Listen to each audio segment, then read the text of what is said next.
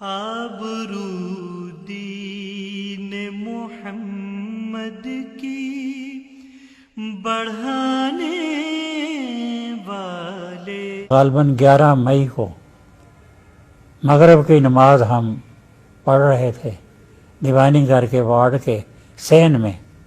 مولانا مودودی صاحب امامت کر رہے تھے اور ہم باقی 6 آدمی جو تھے ان کے پیچھے نماز میں شریک تھے کہ بڑے زور کے ساتھ باہر کا دروازہ جو تھا وارڈ کا وہ کھلا اور 10-15 کوئی 12-15 آدمی، کچھ فوجی، کوئی سول کے اور کوئی جیل کے افسر اور وارڈن وغیرہ، یہ جیل کے اس میں وارڈ میں داخل ہوئے. ہم تو نماز پڑھ رہے تھے، یہاں ہم نماز پڑھ رہے تھے، وہاں یہ سب لوگ وہاں آ کے قریب کھڑے ہو گئے. جب ہم نے نماز مکمل کی اور سلام پھیرا مولانا نے، ہم اٹھ کے کھڑے ہو گئے. مولانا نے فرمایا کیا مسئلہ ہے فرمائیں. انہوں نے کہا کہ آپ اپنی نماز مکمل کر لیں. چنانچہ ہم نے سنتیں اور نفل وغیرہ پڑھ لیے. پڑھنے کے بعد پھر ہم اٹھ کے کھڑے ہوئے ان کے سامنے. تو اس میں 3 کو تقریباً فوجی افسر تھے. وہی فوجی افسر تھے جن میں مولانا مودودی کے اوپر عدالت میں سماعت کی تھی. تو وہ جو اس کا چیئرمین تھا عدالت کا، اس نے پوچھا کہ مولانا مودودی کون ہے. حالانکہ مولانا مودودی کو وہ جانتے تھے، وہ تو 3 دن ان کی عدالت میں پیش ہوتے رہے تھے.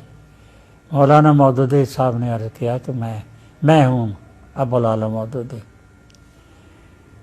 تو وہ کہنے لگا کہ آپ نے جو قادیانی مسئلہ تصنیف کیا تھا، اس کے جرم میں آپ کو موت کی سزا دی جاتی ہے. مولانا مودودی صاحب نے کہا شکریہ آپ کا. اس نے کہا کہ اس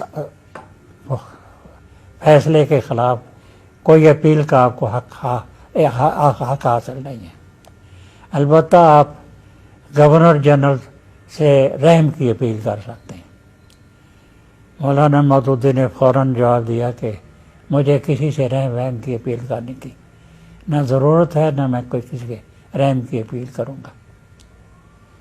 موت کے فیصلے زمین پر نہیں ہوتے ہیں، موت کے فیصلے آسمان پر ہوتے ہیں. اگر آسمان پر میری موت کا فیصلہ ہو گیا ہے تو دنیا کی کوئی طاقت مجھے موت سے نہیں بچا سکتی.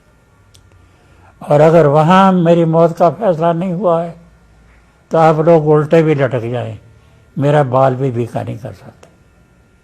تو مجھے کسی سے اپیل نہیں کرنی ہے. آبرو دین محمد کی بڑھانے